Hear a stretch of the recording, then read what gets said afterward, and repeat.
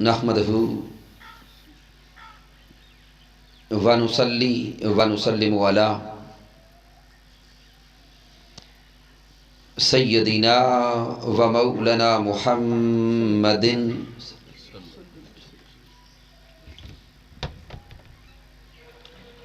نبی الامین المکین الکریم الرؤوف الرحیم اما بعد فاعوذ باللہ من الشیطان الرجیم بسم اللہ الرحمن الرحیم قال اللہ تبارک و تعالی فی القرآن المجید یا ایہا الذین آمنوا اتقوا اللہ وابتغوا الیہ الوسیلہ وقال اللہ تبارک و تعالی وَلَوْ أَنَّهُمْ إِذْ ظَلَمُوا أَنفُسَهُمْ جَاءُوكَ فَاسْتَغْفَرُوا اللَّهَ وَاسْتَغْفَرَ لَهُمُ الرَّسُولُ لَوَجَدُوا اللَّهَ تَوَّابًا رَحِيمًا صدق اللہ مولانا العظیم ان اللہ وملائکتہ یصلون علی النبی یا ایہا الذین آمنوا صلوا علیہ وسلموا تسلیما اللہم صلی علی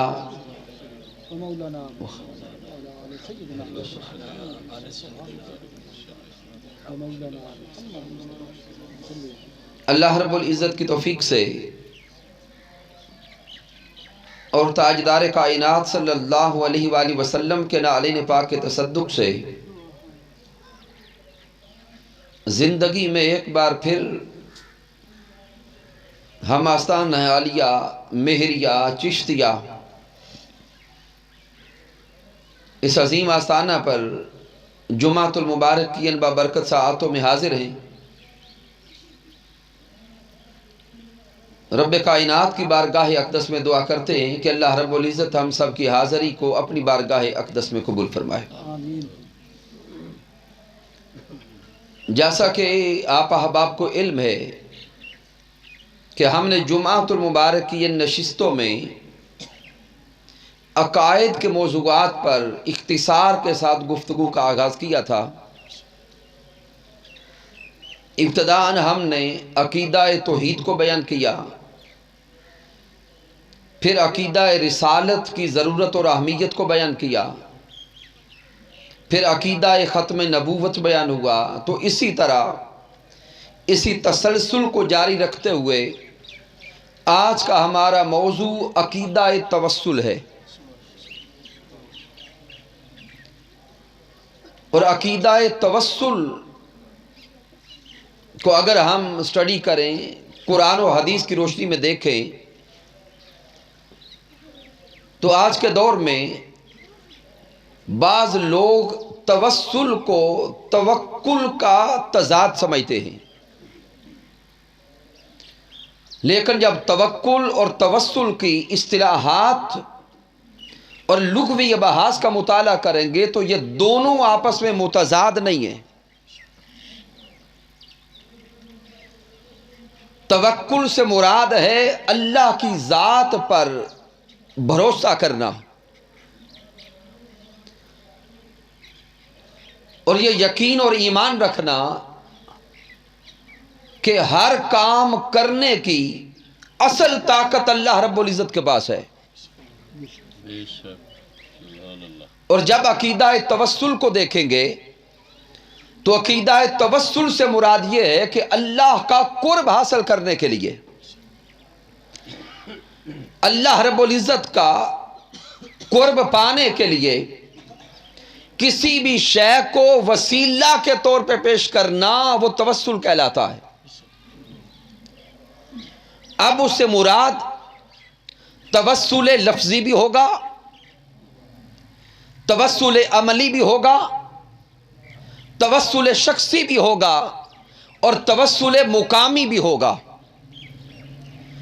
توسل لفظی سے مراد یہ جو دعا میں ہم اللہ کی بارگاہ کا قرب حاصل کرنے کے لیے الفاظ استعمال کرتے ہیں وہ توسل لفظی بن جاتا ہے۔ جب ہم مکہ المکرمہ میں جا کر یا مدینہ منورہ میں جا کر یا کسی خاص مقام پہ جا کے اللہ کی بارگاہ کا قرب حاصل کرنا چاہتے ہیں تو وہ توسل مقامی بن جاتا ہے۔ جب ہم نفل پڑھ کر اللہ کا قرب حاصل کرنا چاہتے ہیں تو وہ توسل عملی بن جاتا ہے۔ انسان نوافل پڑھتا ہے، روزے رکھتا ہے، طواف کرتا ہے، دیگر زکوٰۃ و صدقات کرتا ہے تو وہ توسل عملی ہے۔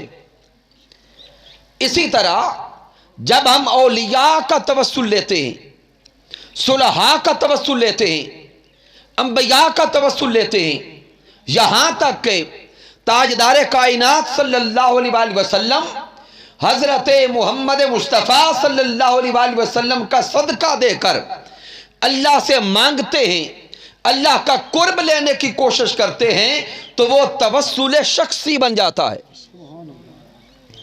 تو سامعین محترم، یہ ابتدا میں ایک بڑے لطیف اور تفصیلی موضوع کو چند جملوں میں سمجھانے کی کوشش کی ہے کہ عقیدہ توسل کو اگر دیکھا جائے تو اس سے مراد توسل نفسی بھی ہے، توسل شخصی بھی ہے، توسل عملی بھی ہے اور توسل لفظی بھی ہے۔ اب آئیے اس عقیدہ کو سمجھنے کے لیے ہم قرآن مجید فرقان حمید کی طرف آتے ہیں۔ اللہ رب العزت نے اپنے کلام میں ارشاد فرمایا، یا ایھا الذین آمنوا اتقوا اللہ، اے ایمان والو اللہ سے ڈرتے رہو، وابتغوا الیہ الوسیلہ، اور اللہ کا قرب پانے کے لیے وسیلہ کو تلاش کرتے رہو۔ سورۃ المائدہ۔ اللہ رب العزت اپنے کلام میں بڑے واضح لفظوں میں ارشاد فرما رہا ہے کہ ایمان والو ہمیشہ اللہ سے ڈرتے رہا کرو، اللہ کا خوف رکھو، اللہ کی خشیت تمہارے دلوں پر طاری رہے۔ وابتغوا الیہ الوسیلہ، اور اللہ کا قرب پانے کے لیے، اللہ کی رضا پانے کے لیے، اللہ کی معرفت کے لیے وابتغوا الیہ الوسیلہ، وسیلہ کو تلاش کرتے رہو۔ اب سامعین محترم، اس آیت کریمہ میں اللہ رب العزت نے مطلقاً لفظ وسیلہ ارشاد فرما دیا کہ رب کی بارگاہ کا قرب لینے کے لیے جو وسیلہ میسر آ جائے اس وسیلہ کو اختیار کرو اور اپنے اللہ کو راضی کرو۔ اب کئی آیات کریمہ عقیدہ توسل کو بیان کر رہی ہیں، لیکن چونکہ جمعۃ المبارک کی اس نشست میں وقت انتہائی محدود ہوتا ہے تو میں آپ بالخصوص توسل بن نبی پر آتے ہوئے توسل بالمصطفیٰ صلی اللہ علیہ وآلہ وسلم کے موضوع کی طرف آ رہا ہوں۔ اللہ رب العزت نے سورۃ النساء میں ارشاد فرمایا، وَلَوْ أَنَّهُمْ إِذْ ظَلَمُوا أَنفُسَهُمْ جَاءُوكَ، رب کائنات نے فرمایا کہ جب تم اپنی جانوں پر ظلم کر بیٹھو، وَلَوْ أَنَّهُمْ إِذْ ظَلَمُوا أَنفُسَهُمْ جَاءُوكَ، اگر تم اپنی جانوں پر ظلم کر بیٹھو، گناہ کبیرہ کر لو، انفسہم جاؤکا، تو اس گناہ کو بخشوانے کے لیے، ظلم سے چھٹکارا حاصل کرنے کے لیے جاؤکا، تم دروازہ مصطفیٰ پہ آ جاؤ۔ رب کا قرب لینے کے لیے، اللہ کی رضا لینے کے لیے اور رب کائنات کو راضی کرنے کے لیے تم دروازہ مصطفیٰ پہ پہنچو۔ اب ذہن میں سوال آیا کہ رب کائنات ہم نے در مصطفیٰ پہ جا کے کرنا کیا ہے؟ تو رب کائنات فرماتا ہے فاستغفر اللہ، تم در حبیب پر آ کے اللہ سے استغفار کرو۔ फस्तगफिरुल्लाह, अल्लाह की बारगाह में इस्तगफार करो, रब की बारगाह में तौबा करो, अल्लाह के सामने अपना रोना रो लो।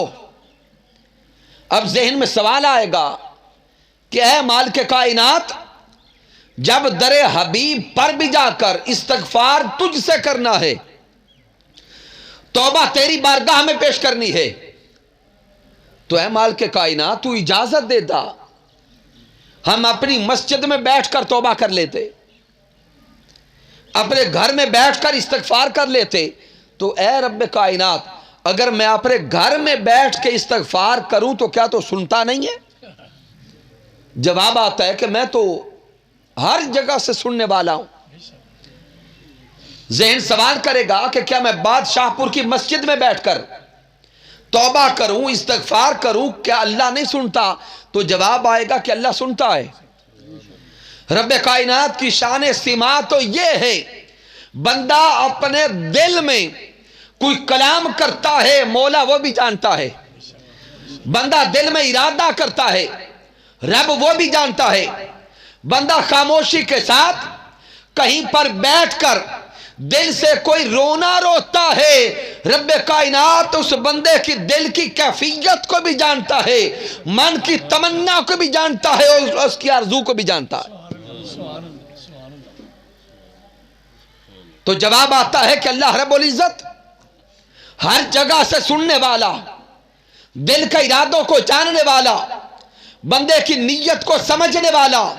तो ज़हन बार बार सवाल करता है, क्या रब्बे कायनात, जब तू दिल की नीयत को जानता है, दिल का इरादा को जानता है, और तौबा और इस्तगफार हमने बारगाह मुस्तफा में जाकर भी तुझसे करना है, तो फिर दरे मुस्तफा पे क्यों भेजा, फिर दरे हबीब पे क्यों भेजा?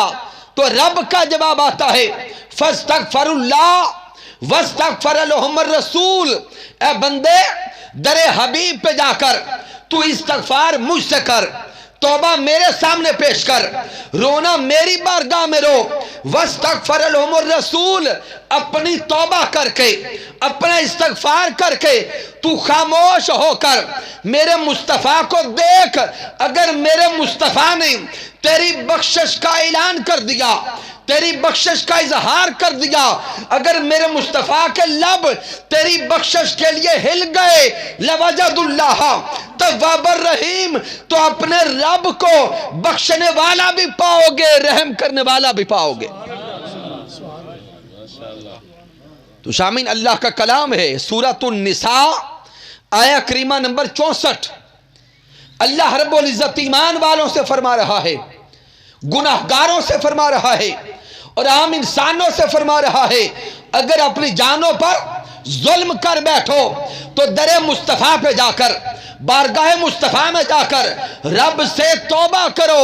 अगर हबीब के दर पे जाकर तुमने तौबा की तो रब को बख्शने वाला भी पाओगे, रहम करने वाला भी पाओगे।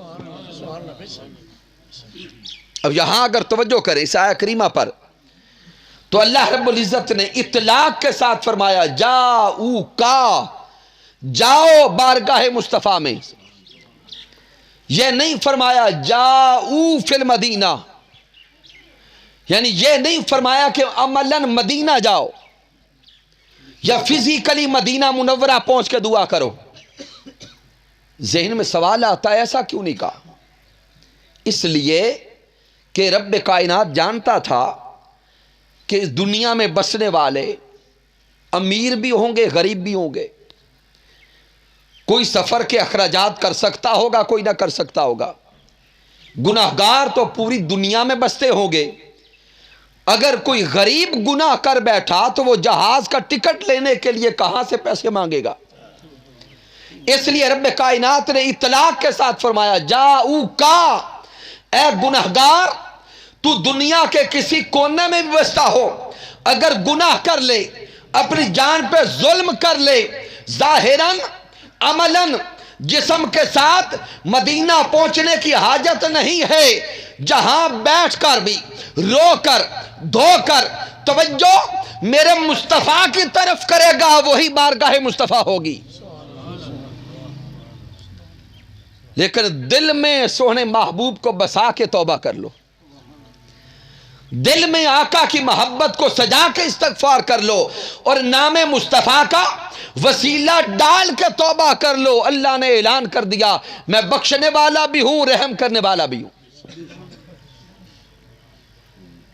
اب سامعین محترم، جب توسل بالمصطفیٰ صلی اللہ علیہ وآلہ وسلم کی طرف آئیں گے تو اب توسل بالمصطفیٰ کی بھی 3 جہات ہیں، 3 اوقات ہیں۔ ایک ہے سونے آقا کی ولادت سے پہلے توسل کرنا، یعنی ابھی آقا علیہ السلام اس ظاہری دنیا میں تشریف نہ لائے تھے، ولادت ظاہری سے پہلے آقا کی ذات کا اللہ کے سامنے توسل پیش کرنا۔ پھر ہے آقا کی حیات ظاہری میں آقا کی ذات کا وسیلہ دے کے اللہ سے دعا کرنا، اور ایک ہے آقا کے ظاہری وصال کے بعد نام مصطفیٰ کا اور ذات مصطفیٰ کا وسیلہ پیش کرنا۔ اس پر تینوں اوقات کے اور تینوں جہات پر کئی دلائل ملتے ہیں، لیکن میں وقت میں رہتے ہوئے کوشش کرتا ہوں کہ تینوں اوقات اور تینوں زمانوں کی ایک مثال کوٹ کر دوں۔ سامعین محترم، امام حاکم کی المستدرک کو پڑھیں، قاضی عیاض رحمت اللہ علیہ کے شفا کو پڑھیں، مولانا اشرف علی تھانوی کی نشر و طیب کا مطالعہ کریں، حضرت آدم علیہ السلام کی توبہ کا واقعہ دیکھیں۔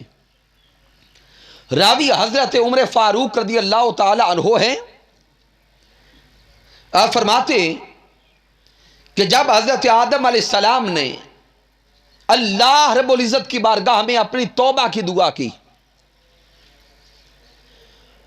ویسے تو سال سال حضرت آدم علیہ السلام استغفار کی دعائیں کرتے رہے، اور یہ دعا بھی حضرت آدم علیہ السلام کی ہی ہے، ربنا ظلمنا انفسنا وَإِن لَّمْ تَغْفِرْ لَنَا وَتَرْحَمْنَا لَنَكُونَنَّ مِنَ الْخَاسِرِينَ۔ یہ دعائیں آدم علیہ السلام کرتے رہے، لیکن بخشش کی نوید قریب نظر نہیں آئی۔ پھر اچانک حضرت آدم علیہ السلام کو وہ دعا عطا کر دی گئی جس دعا کا صدقہ آپ کی معافی قبول ہو گئی۔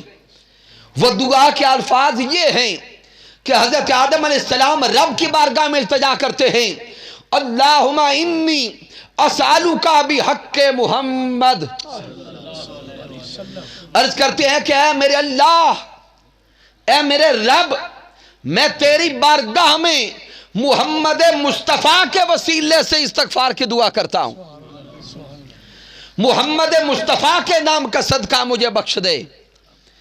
جب وسیلہ مصطفیٰ کا ڈالا، جب وسیلہ محمد مصطفیٰ کا پیش کر دیا، تو اب رب کائنات کی رحمت جوش میں آ گئی۔ رب کائنات فرماتا ہے کیف عرفت محمد، اے میرے آدم تو میرے محمد کو جانتا کیسے ہے؟ تو نے میرے محبوب کو جانا کیسے؟ تو نے میرے مصطفیٰ کو پہچانا کیسے؟ تو آدم علیہ السلام عرض کرتے ہیں اے میرے سوہنے اللہ، جب تو نے پہلی بار میرے جسم میں روح پھونکی تھی، میں نے سر اٹھا کے دیکھا تو میری آنکھوں کے سامنے تیرا عرش تھا، تیرے عرش پہ لکھا تھا لا الہ الا اللہ محمد الرسول اللہ۔ اے مالک کائنات، پھر تو نے مجھے جنت بھیجا، جنت کے ہر درخت کے، ہر تخت کے، ہر پائے پہ لکھا تھا لا الہ الا اللہ محمد الرسول اللہ۔ جنت کے ہر درخت کے ہر پتے پہ لکھا تھا لا الہ الا اللہ محمد الرسول اللہ۔ تو آدم علیہ السلام عرض کرتے ہیں مولا میں اسی دن جان گیا تھا یہ محمد کوئی بڑی شان والا ہے جس کا نام رب کے نام کے ساتھ لکھا ہے۔ تو سامعین محترم اس نقطے پہ توجہ کریں، ابھی آقا علیہ السلام کی ظاہراً ولادت نہیں ہوئی، ظاہراً ابھی میرے آقا اس دنیا میں تشریف نہیں لائے۔ حضرت آدم علیہ السلام صدیوں پہلے نام محمد مصطفیٰ کا وسیلہ دے کر رب سے دعا مانگتے بھی ہیں اور رب وہ دعا قبول کرتا بھی ہے۔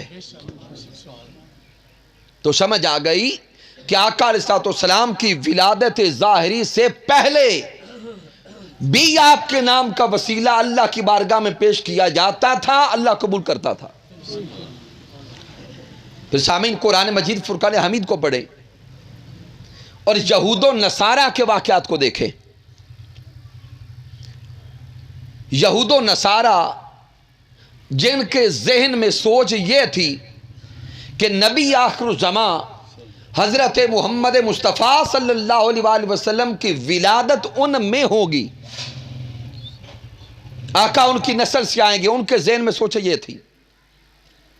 اٹھائیے قرآن مجید فرقان حمید کو، جب ان اہل کتاب کی جنگ کفار سے ہوتی، اپنے دور کے کفار سے، جب بھی وہ اپنے دور کے کفار سے لڑنے جاتے، رب کی بارگاہ میں وہ محمد مصطفیٰ کا وسیلہ دے کر فتح کی دعائیں مانگا کرتے۔ یہ اللہ کے کلام میں موجود ہے۔ تو قرآن مجید فرقان حمید اور احادیث نبوی سے یہ نکتہ سمجھ آ گیا کہ ولادت مصطفیٰ سے پہلے بھی آقا کے نام کا وسیلہ رب کی بارگاہ میں پیش کیا جاتا تھا، اور وہ وسیلہ پیش کرنے والے اہل کتاب بھی تھے اور خود دیگر انبیاء بھی تھے۔ اب ہے آقا کی آیات ظاہری میں آقا کی ذات کا وسیلہ دے کر رب سے دعا کرنا۔ تو سامعین اس پر صحیح بخاری کو پڑھیں، صحیح مسلم کو پڑھیں، جامع ترمذی کو پڑھیں، سیاہ ستہ کی کتب کا مطالعہ کرتے جائیں۔ آقا علیہ السلام کی عمر مبارک کبھی بالکل بچپن کی ہے،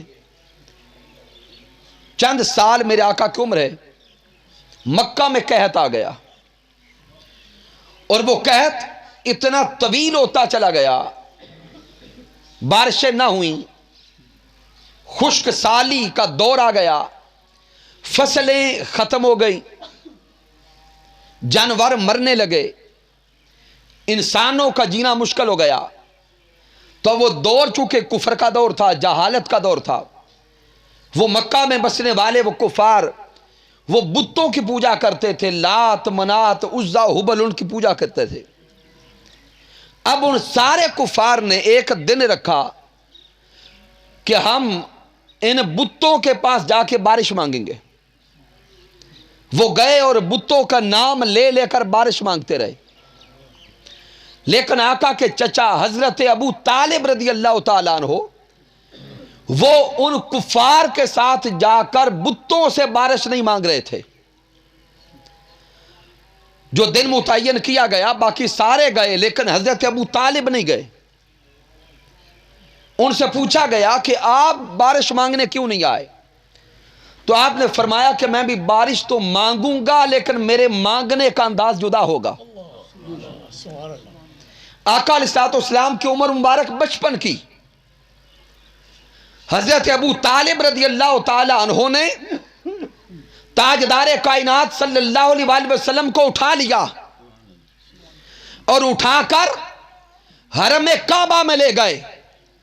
حرم کعبہ میں لے جا کر تاجدار کائنات سوہنے محمد مصطفیٰ کو اٹھا کر کعبۃ اللہ کی دیوار کے ساتھ لگایا، اور دیوار کعبہ کے ساتھ لگا کر رب سے دعا کی، اے رب کائنات، اے رب محمد، اس سوہنے محمد کا صدقہ ہمیں بارش عطا کر، اس سوہنے محمد کا صدقہ ہمیں بارش عطا کر۔ راوی بیان کرتے ہیں کہ ادھر وسیلہ مصطفیٰ کا دے کر رب سے بارش کی دعا کی گئی، بس لمحوں کی دیر تھی، بادل آسمان پہ جڑ گئے اور بادل برسنا شروع ہو گئے، مصطفیٰ کے وسیلے سے اللہ نے بارش عطا کر دی۔ تو سامعین آقا علیہ السلام ابھی بالکل بچپن کی عمر، نبوت کا اعلان نہیں فرمایا، رب کائنات نے محمد مصطفیٰ کے وسیلہ سے بارش عطا کر دی۔ پھر اگلی روایت پہ توجہ کریں، صحیح بخاری اور مسلم کو پڑھیں۔ میرے آقا علیہ الصلوۃ والسلام ہجرت مدینہ فرما چکے، مدینہ کا دور ہے، مدینہ کے دور میں بھی اسی طرح قحط بڑھ گیا۔ عرب کا علاقہ ہے، جو عرب کے علاقوں میں رہ کر لوگ آئے ہیں وہ جانتے ہیں کہ ان علاقوں میں بارشیں بہت کم ہوتی ہیں، بارشیں نہ ہوئیں، وقت گزرتا رہا، قحط پڑ گیا مدینہ کے علاقہ میں۔ اسی طرح جمعۃ المبارک کا دن تھا، لوگ مر رہے تھے بھوک سے، جانور مرتے جا رہے تھے، خشک سالی تھی۔ میرے آقا خطبہ جمعہ ارشاد فرما رہے تھے، ایک شخص کھڑے ہو کے عرض کرتا ہے، سونے آقا ہم تو اب مرنے کے قریب ہیں، بارش کی دعا فرما دیں۔ میرے آقا علیہ الصلوۃ والسلام نے ہاتھ اٹھائے اور رب کائنات کی بارگاہ میں دعا فرما دی کہ مولا بارش عطا فرما۔ اب صحابہ بیان فرماتے ہیں کہ محبوب نے جب بارش کی دعا فرمائی، ابھی نماز جمعہ ختم نہ ہوئی تھی کہ بارش برسنا شروع ہو گئی۔ آیا توجہ کرنا، کتنا وقت گزرا کہ خطبہ جمعہ میں دعا فرمائی، ادھر میرے آقا دعا فرماتے گئے، آسمان پہ بادل جڑتے گئے، ابھی نماز جمعہ کا اختتام نہیں ہوا تھا، بارش شروع ہو گئی۔ صحابہ فرماتے ہیں کہ ہم بارش میں بھیگتے بھیگتے اپنے گھروں میں پہنچے، پھر پورا ہفتہ بارش تھمی نہیں، آئے ہائے، پورا ہفتہ بارش رکی نہیں۔ اگلا جمعہ آ گیا، میرے آقا پھر خطبہ جمعہ ارشاد فرما رہے ہیں، ایک صحابی پھر کھڑے ہو گئے، عرض کرتے ہیں سونے اب تو بارش رکنے کا نام نہیں لیتی، اب تو ہمارے گھر گرنے لگے، اب تو چلنا مشکل ہو گیا، سونے آقا اب دعا فرما دیں کہ بارش ہمارے لیے کافی ہو گئی۔ میرے آقا مسکرا پڑے، اور مسکرا کے آقا نے منبر پہ بیٹھے بیٹھے یوں انگلی ہلائی۔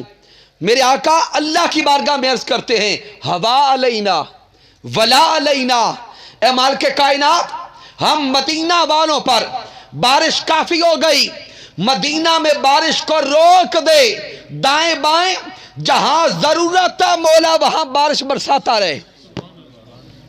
صحابہ بیان فرماتے ہیں کہ پھر آقا کے الفاظ ارشاد فرمانے کی دیر تھی، وہ پورا ہفتہ جو بارش میں گزرا تھا بارش فوراً رک گئی۔ تو سامعین محترم یہ نکتہ بھی سمجھ آ گیا کہ آقا کے زمانہ میں آقا کی ذات کا وسیلہ دے کر یا آقا کے سامنے آقا سے دعا کروا کے وسیلہ دے کر اللہ سے مانگنا، طلب کرنا، یہ صحابہ کی بھی سنت ہے اور میرے آقا کی اپنی بھی سنت ہے۔ اب چونکہ میں نے عرض کیا وقت انتہائی کم ہے، ٹائم مجھے بتا دیں، انتہائی اختصار کے ساتھ جمعہ پہ ان موضوعات کو لینا پڑتا ہے، لیکن میں نے جو عقیدہ سمجھانا مقصود تھا کہ عقیدہ توسل یہ توکل کی ضد نہیں ہے۔ آقا علیہ الصلوۃ والسلام کا وسیلہ پیش کریں، اولیاء کا وسیلہ پیش کریں، صلحاء کا وسیلہ پیش کریں، نوافل کا، عبادت کا، ریاضت کا، روزہ کا، مجاہدہ کا، کسی بھی شے کا وسیلہ دے کر رب کو راضی کریں، اس سے عقیدہ توحید پر زد نہیں پڑتی، نہ شرک ہوتا ہے نہ بدعت ہوتی ہے۔